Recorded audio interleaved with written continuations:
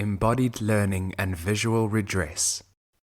We can start by acknowledging the land where we find ourselves, reflecting on the indigenous histories of this land, what we can learn from the land and people, and acknowledging the privilege to be here now. The purpose of land acknowledgement is to understand our place within the history, our present participation, and by thinking about the changes that can be made going forward in order to further the reconciliation process. Considering what happened culturally, socially, politically, and economically on this land, we should contemplate the places that we move in. We can think what is below us. The layer of carpet, tiles, cement, bricks, and soil below, and the people who were walking here before us, yesterday, 100 years ago, and many more. Place is a mental and material construct, and Lefebvre says that spaces shape those who inhabit and move through it. It could naturalize behavior and privilege certain modes of being over others. Becoming aware of place means we are now more in tune with our sensory awareness and how that affects us while moving through a place or space. The content of this presentation will include background information on embodied learning and visual redress, visual redress projects focusing on addressing historical injustices, an introduction to the Shared Humanity course integrating embodied learning, examples of embodied learning in workshops and art-based methodologies, and concluding remarks on the interconnectedness of mind, body, space, and the potential of embodied learning. In 2010, Elmarie Costandius started to include critical citizenship into her course. She, for instance, decided to move her projects outside the studio to engage students and communities on and around campus in social justice-related projects. Visual redress can be seen as an attempt to right the wrongs of previous and current powers by removing hurtful symbols of apartheid, social injustice, and misrecognition, and remedying the harm that has been caused by these visual symbols by compensation through new visual symbols.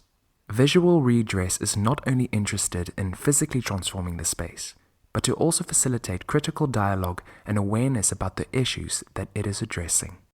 An example of one of these projects was in 2013, where students put toilets on the main square of the campus, also known as the Rooi Plein, and invited fellow students to make their private thoughts public. The concept of visual redress spontaneously developed when a group of students did a project on Women's Day in 2013 called Eva, which addressed the absence of women's statues on campus. After this project, the term visual redress became a concept that was used in various projects that aimed to decolonialize spaces and make the campus a more welcoming space for all. In 2015, they sent out a survey to ask what kind of sculptures students want to see on campus. During the student protest, they asked students to identify sensitive spaces on campus. In 2017, Elmarie Costandius wrote a visual redress plan and strategic funding was made available to engage and implement more projects. Ethical clearance were also obtained for doing research on the project. And in 2019, benches were installed with welcoming messages in 15 languages. One of the sculptures that were installed, called The Circle, can be seen in the image above. After working on the visual aspect on campus for a while, they realized that more needed to be done. They started to do workshops at various faculties, using art-based methodologies and image theater to engage in more embodied learning. Embodied learning is not new. Working with materials and including the senses is also not new. They know from the work of Dewey and Merleau-Ponty that learning is a mind-body experience. Leibowitz said that we often prioritize disembodied learning by separating knowledge from doing, learning from experience, and cognition from emotion. Other perspectives, such as indigenous relations thinking, new materialist thinking, and art-based practices all emphasize embodied learning.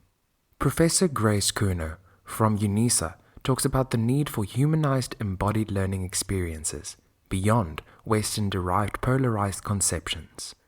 We continued our work in collaboration with various partners on campus, including the Shared Humanity course led by Ruth Andrews, Ronnie Donaldson's geography project about gentrification, art washing juxtaposed, the drama department's applied theatre cohort and Centre for Student Counselling. The work included embodied practices in closed and public spaces with, by and for communities of location, interest, and identity related to the University of Stellenbosch.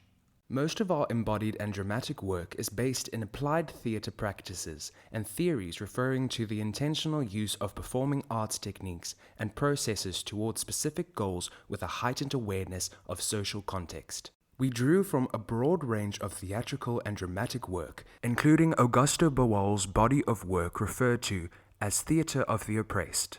Some of the theatrical techniques include image theatre, where physical images are used as resources towards further engagements and insight. Reflections might then be written down to serve as prompts for further embodied work.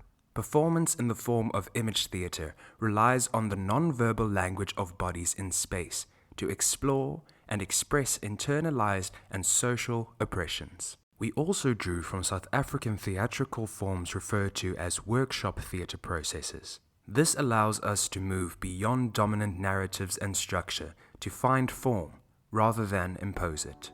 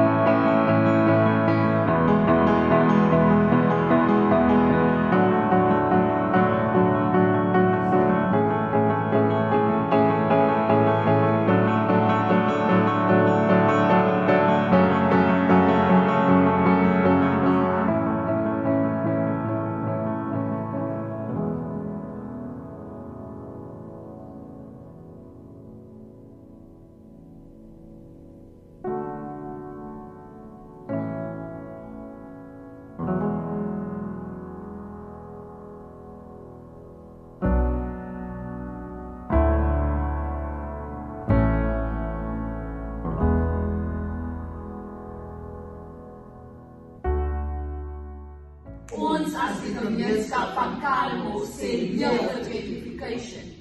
Ons werk is nie meer ons werk nie. Ek is denied. Met beloftes van meer toerisme Meer werksgeleenthede en meer huise. Verryker ontwikkelaars hulle self ten koste van die Karmo gemeenskap. I feel anger at the attempt to come into Karmo and change things within our community. I feel frustrated that it's not for our benefit. or to develop our community. But for their own plans and agendas. Beautiful. Ons werk is nie meer ons werk nie. Ek is denied. Met beloftes van meer toerisme. meer werksgeleenthede En meer huise. Vir ryk ontwikkelaars alself ten koste van die Kalmo gemeenskap. Advertentiebreek.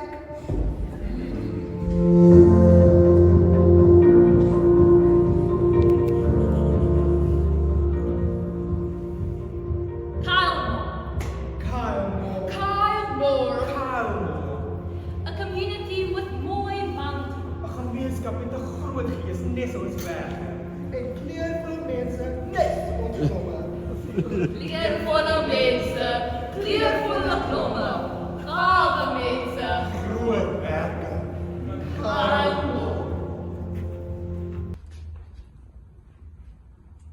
Kalmo is meer as net 'n community. Mense van ander plekke vind Kalmo as 'n plesier en kom vir sy mooiheid.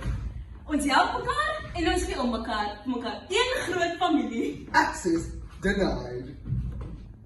Create a picture! Develop today, forget the dismay. Full believer! Create a picture! Develop today, forget the dismay. Full believer! Create a picture! Full believer! Create a picture! Full believer! Create a picture!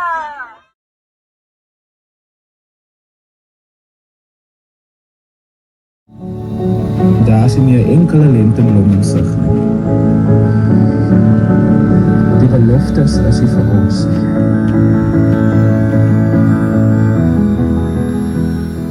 Ons het so baie vrae en ons kry geen antwoorde nie.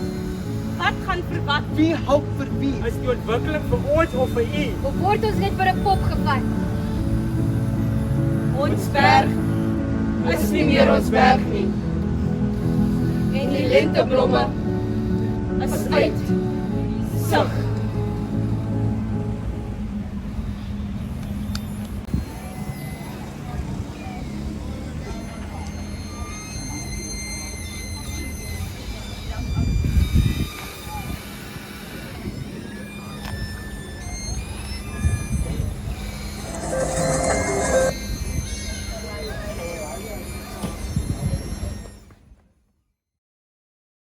The art-based methodologies enables one to think through different ideas and frameworks, outward from oneself in multiple directions, interweaving a consciousness of the mind-body, space, objects, and senses.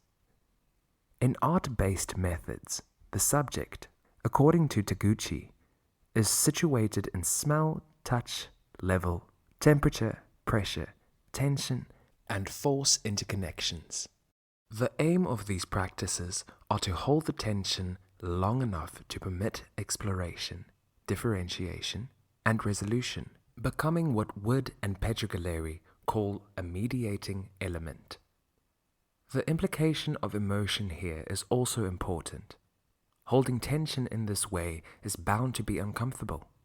Although there is much work left to be done on how a balance should be accomplished between discomfort and productive learning, embodied learning strategies may offer new solutions for the dilemma between allowing for necessary discomforts versus preventing the alienation of students.